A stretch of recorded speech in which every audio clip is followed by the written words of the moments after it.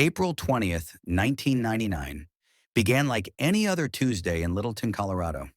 The sun rose gently over the foothills of the Rocky Mountains, casting a golden glow across the quiet suburban neighborhoods. The streets around Columbine High School buzzed with the usual morning routine. Cars dropping off teenagers, friends greeting each other in the parking lot, and the occasional rush of students hurrying to avoid being late to first period. Inside the school, the hallways echoed with laughter, footsteps, and the rustling of books being pulled from lockers. It was a day like countless others, marked by the predictable rhythm of classes, assignments, and teenage chatter. Teachers prepared lesson plans, the cafeteria staff laid out food for the lunch rush, and seniors looked forward to graduation, which was only weeks away. To anyone watching, nothing seemed unusual. For the nearly 2,000 students who filled Columbine's halls that morning, the future still seemed wide open. Some were focused on tests and projects. Others whispered about prom dresses and weekend parties. The basketball team was preparing for practice. The drama club rehearsed for upcoming performances. And the library, the heart of the school, was already buzzing with students finishing homework. Everything appeared calm, safe, and ordinary. But beneath that ordinary calm, an unthinkable storm was gathering. Two students, Eric Harris and Dylan Klebold, had been hiding a chilling plan. For over a year, they had been plotting an attack on the very school where they were supposed to be finishing their teenage years. That morning, as classmates chatted about homework in the approaching summer, Eric and Dylan loaded their cars with weapons, ammunition, and homemade explosives. No one could have imagined the darkness about to descend on Columbine High School. To teachers, they were just two more seniors moving through the hallways. To friends, they were familiar faces. But by late morning, these two young men would become the perpetrators of one of the deadliest school shootings in American history. At 11 a.m., the school still carried the comforting noise of a normal day. Students prepared for lunch, teachers wrapped up lessons, and the air outside was crisp and calm. Parents across Littleton went about their jobs, believing their children were safe at school. It was a sense of safety that would soon be shattered forever. The Columbine High School massacre was not just another act of violence. It would mark a turning point in how America viewed its schools, its youth, and its sense of security. But on that spring morning, before the first shot was fired, none of that was known. All that existed was the fragile illusion of normalcy. An ordinary Tuesday morning that would soon be remembered as one of the darkest days in U.S. history. The tragedy was minutes away. To understand the horror of Columbine, we must first step back and look at the two young men at the center of it all. Eric Harris and Dylan Klebold. To their classmates and neighbors, they were not so different from other teenagers. But behind the surface of ordinary teenage life, there were shadows, frustrations, and disturbing signs that pointed towards something far more dangerous. Eric David Harris was born on April 9th, 1981, in Wichita, Kansas. His father was a U.S. Air Force transport pilot, which meant the family moved frequently before finally settling in Littleton, Colorado. Outwardly, Eric seemed like the kind of boy who adapted well to change. He played soccer, loved computers, and appeared intelligent and sharp. But beneath that exterior lay a darker side. Eric often felt a deep resentment toward authority, society, and even his peers. He kept a journal where he poured out his hatred and violent fantasies, words that few people ever saw until after the massacre. Dylan Bennett Klebold, on the other hand, was born on September 11th, 1981, in Lakewood, Colorado. Unlike Eric, Dylan had lived in the Denver suburbs for most of his life. His parents were loving, attentive, and supportive, encouraging his talents in academics and technology.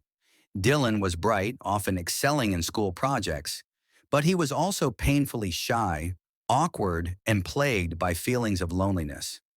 His writings revealed self-hatred, depression, and even suicidal thoughts long before April 1999. The two met in middle school, drawn together by their shared sense of being outsiders. While they had friends and were not complete loners, they often felt alienated in the high school social hierarchy. Some classmates remember them as part of a small group sometimes referred to as the Trench Coat Mafia, though in reality, Eric and Dylan were not official members. Still, the long black coats became a symbol of the identity they projected: rebellious, angry, and detached. Their friendship became a dangerous bond. Eric, the more dominant of the two, was calculating, manipulative, and filled with rage. Dylan was quieter, more withdrawn, but also deeply troubled. Together, their relationship created a destructive cycle. Eric fed Dylan's despair with anger and hatred, while Dylan fueled Eric's grandiose plans with his willingness to follow. In the years leading up to the massacre, there were signs that something was wrong. In 1998, the two were arrested for breaking into a van and stealing equipment. They were ordered into a juvenile diversion program where they attended counseling sessions and performed community service. To the probation officers and counselors, they seemed to improve. They smiled, acted polite, and gave every impression of being remorseful. In reality, Eric was manipulating the system. In his private journals and on websites he created, he wrote openly about his hatred for the world and his desire for destruction. Eric and Dylan also began to amass weapons. They learned how to make pipe bombs and experimented with explosives in secret. They acquired firearms illegally through friends and acquaintances. In their writings and videotapes, later known as the basement tapes, they described their plan not as a simple shooting, but as a large-scale attack meant to rival terrorist acts. Their goal was not only to kill, but to leave a legacy of fear and destruction. Despite these warning signs, very few people recognized the true danger. Teachers noticed their dark writing assignments but dismissed them as teenage angst. Classmates recalled angry rants but didn't think they were serious. Even Eric's website, where he posted violent threats, caught the attention of police at one point, but the case was never fully pursued. By the spring of 1999, Eric and Dylan were living in two separate worlds. On the surface, they were just high school seniors, playing video games, attending class, and preparing for graduation. But in secret, they were finalizing a plan that had been in motion for over a year. They had built bombs, stockpiled ammunition, and chosen a date. April 20th, 1999, Hitler's birthday, a date Eric had deliberately chosen, would be the day they unleashed their anger on Columbine High School. What no one around them realized was that the signs had always been there, hidden in plain sight. And soon the ordinary high school students known as Eric Harris and Dylan Klebold would become names etched into history for one of the darkest reasons imaginable. The massacre that unfolded at Columbine was not an impulsive act of violence. It was the result of meticulous, calculated planning that had been unfolding for more than a year. Eric Harris and Dylan Klebold did not simply intend to carry out a shooting. They envisioned an attack that would rival acts of terrorism, designed to kill hundreds and etch their names into history. Their preparation began with weapons. Too young to purchase firearms legally, they turned to a friend of Dylan's, an 18-year-old named Robin Anderson, who legally bought 3 guns for them at a gun show: 2 shotguns and a high-point carbine rifle. Later, through another acquaintance, they obtained a TEC-9 semi-automatic pistol. With these weapons, they felt empowered, but guns were only one part of their arsenal. Bombs became the centerpiece of their plan. Using household items and instructions found online, Eric and Dylan constructed more than 90 improvised explosive devices. These included pipe bombs, Molotov cocktails, and large propane tank bombs. They tested smaller versions in secluded areas, documenting their experiments in journals and videotapes. Eric, fascinated by explosives, detailed his successes and failures, adjusting his designs to increase the destructive power. Their ultimate plan was chilling in scope. Eric and Dylan intended to place 2 large propane bombs inside Columbine's crowded cafeteria during the peak of the lunch hour. If detonated successfully, the explosions could have killed or injured hundreds of students. As chaos erupted, they planned to wait outside armed with guns, ready to shoot fleeing survivors. Additional bombs placed in their cars would then detonate later, targeting first responders, journalists, and parents rushing to the scene. What the world would come to know as a school shooting was, in fact, designed to be a full-scale act of mass murder. Evidence of their mindset was left behind in journals, computer files, and videotapes later dubbed the basement tapes. In his writings, Eric described himself as superior to humanity, consumed by hatred and a desire for revenge against a world he despised. He fantasized about wiping out entire groups of people, expressing a godlike desire to control life and death. Dylan's writings, in contrast, revealed depression and despair. He wrote of feeling invisible, unloved, and suicidal. Yet within Eric's grand plan, Dylan found a twisted purpose. If he could not end his pain alone, he would join his best friend in unleashing destruction. The videos they recorded in the weeks before the attack showed them calmly explaining their intentions. Sometimes they joked, other times they spoke with chilling seriousness.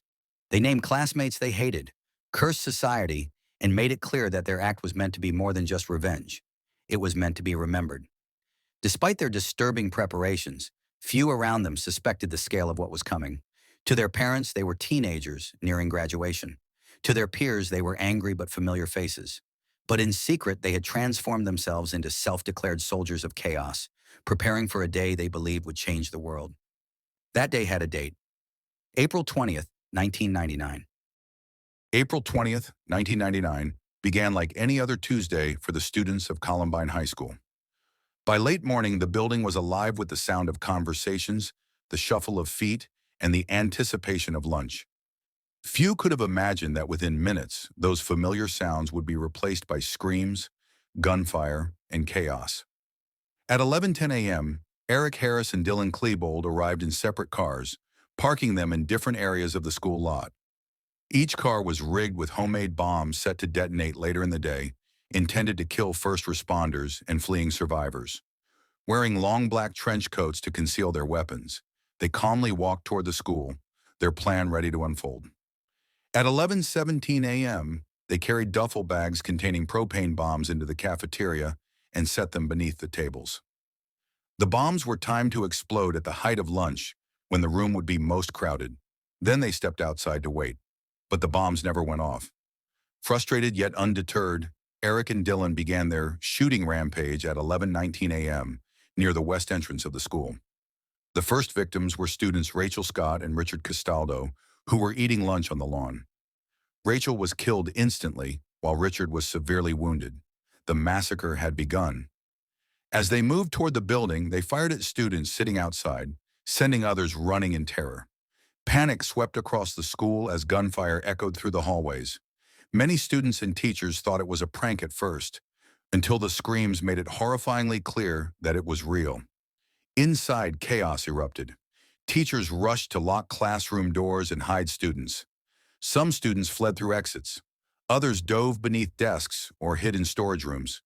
The fire alarm blared, triggered by smoke from explosives, adding to the confusion. At 11:29 a.m., Eric and Dylan entered the library where nearly 50 students were hiding.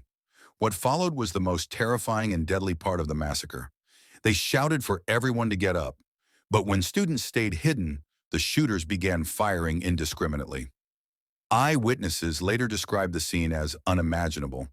The shooters laughed, taunted their victims, and asked some if they believed in God before pulling the trigger. Cassie Bernal, a 17-year-old, was reportedly asked this question. When she answered yes, she was shot and killed, her death becoming a symbol of faith and courage in the face of terror. Others acted with quiet bravery. Teacher Dave Sanders, a beloved coach, had been shot earlier while guiding students to safety. Despite his wounds, he managed to help dozens of students escape before collapsing. Students in classrooms used their bodies to barricade doors, whispering encouragement to one another as the gunmen stalked the halls. For 26 harrowing minutes, the library became a killing ground. By the time Eric and Dylan left, 10 students lay dead and many more were injured. The survivors, those who managed to hide under tables, in cupboards, or behind bookshelves, were left in stunned silence, afraid to breathe. By 12 p.m., law enforcement had surrounded the school, but the shooters still roamed the hallways, firing sporadically. SWAT teams began the dangerous process of evacuating survivors room by room, leading terrified students out with their hands raised. Parents gathered outside, desperate for word, many watching the nightmare unfold live on television. At 12:08 p.m., the terror inside Columbine came to an end. Eric and Dylan turned their weapons on themselves in the library, ending their lives. But the devastation they left behind was irreversible. 13 people murdered, more than 20 injured, and a community forever scarred. In the aftermath, stories of courage shone through the darkness. Students who shielded others, teachers who risked their lives, and first responders who rushed into danger, all became reminders that even in moments of unimaginable evil, humanity can show resilience and bravery. April 20th, 1999, would never be remembered as just another school day. It became the day the illusion of safety inside America's schools was shattered, replaced by grief, questions, and a haunting memory that still echoes decades later. When the final gunshots faded and law enforcement confirmed that the two shooters had taken their own lives, Columbine High School was no longer just a school. It had become the site of one of the darkest tragedies in American history. What followed in the immediate aftermath was chaos, grief, and questions that would linger for decades. Police and SWAT teams had arrived quickly after the first reports of gunfire, but the situation was unlike anything they had ever faced. For hours, officers moved cautiously through the school, unsure of how many shooters were inside or whether bombs were still set to detonate. The sounds of gunfire, alarms, and terrified screams had filled the building, creating confusion and fear. As heavily armed teams entered room by room, they encountered injured students, teachers hiding with their classes, and the heartbreaking sight of lives that could not be saved. For many of the officers, the scenes they witnessed that day would haunt them for the rest of their lives. Outside the school, the world was watching. Helicopters circled overhead, broadcasting live images to television screens across the nation. Parents rushed to the scene, desperate for any word about their children. Some were reunited with relief. Others waited in anguish for news that would shatter their lives forever. The media coverage was relentless. Columbine was no longer just a local tragedy. It was a national horror unfolding in real time. The shock spread far beyond Littleton. Across the country, parents held their children tighter that night. Students returned to schools filled with fear and uncertainty. How could such violence happen in a suburban community, in a place meant to be safe? Columbine became the center of every conversation, forcing Americans to confront questions about youth, violence, and security that had never seemed so urgent. Within hours, the community began to grieve together. Candlelight vigils were held, with thousands gathering to mourn the 13 lives lost. Flowers, letters, and crosses were placed near the school as makeshift memorials. Strangers embraced, offering comfort to one another, even when words failed. Churches opened their doors for prayer, counseling, and solace. Students painted murals, wrote poems, and searched for ways to honor their classmates and teacher whose lives had been taken. At Columbine itself, the hallways that once echoed with laughter were now crime scenes, sealed off with yellow tape. Investigators worked to collect evidence, while the community struggled to understand the unimaginable. Families prepared for funerals instead of graduation celebrations. The weight of grief pressed down on Littleton, but alongside it grew resilience, a determination to remember the victims not for the violence of their deaths, but for the light of their lives. In the days that followed, Columbine became a symbol. It was a wound that belonged not only to one community, but to a nation that had been forced to confront its own vulnerability. The tragedy was no longer just about what happened inside a single high school. It had become a story of loss, of mourning, and of a society forever changed. When the gunfire finally ended and silence fell over Columbine High School, the full weight of what had been lost began to emerge. 13 lives were gone, young students and a beloved teacher, each of them with dreams, talents, and futures that would never be realized. Their absence was felt not only in their classrooms and homes, but in the hearts of an entire nation that struggled to understand how such horror could unfold within the walls of a school. The victims of Columbine were not just numbers on a list. They were teenagers who laughed with friends in the hallways, who studied for exams, who looked forward to prom, summer vacations, in the exciting uncertainties of adulthood. They were mentors and protectors, showing kindness to those around them. Each one represented promise, a promise stolen in a matter of minutes.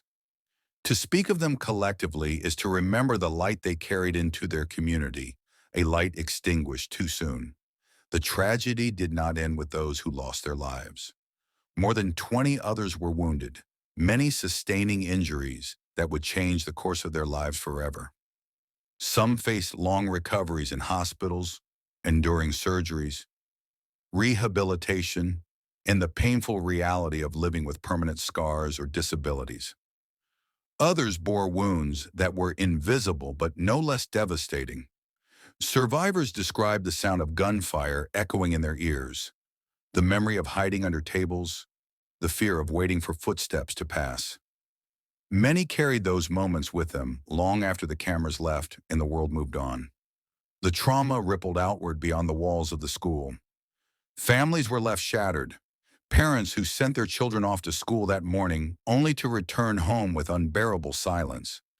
Siblings grew up in the shadows of grief, missing brothers and sisters who should have walked beside them through life. Friends carried survivors' guilt, questioning why they had lived when others had not. Teachers and staff, once guardians of a safe space, now faced the weight of having witnessed a nightmare they could not stop. Communities gathered for vigils, holding candles against the dark.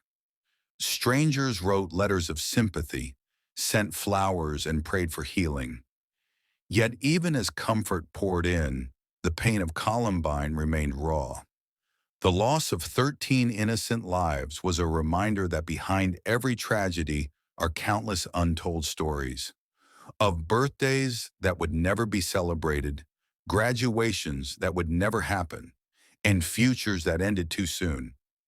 The human cost of Columbine was not only measured in the lives lost, but in the innocence stolen from an entire generation.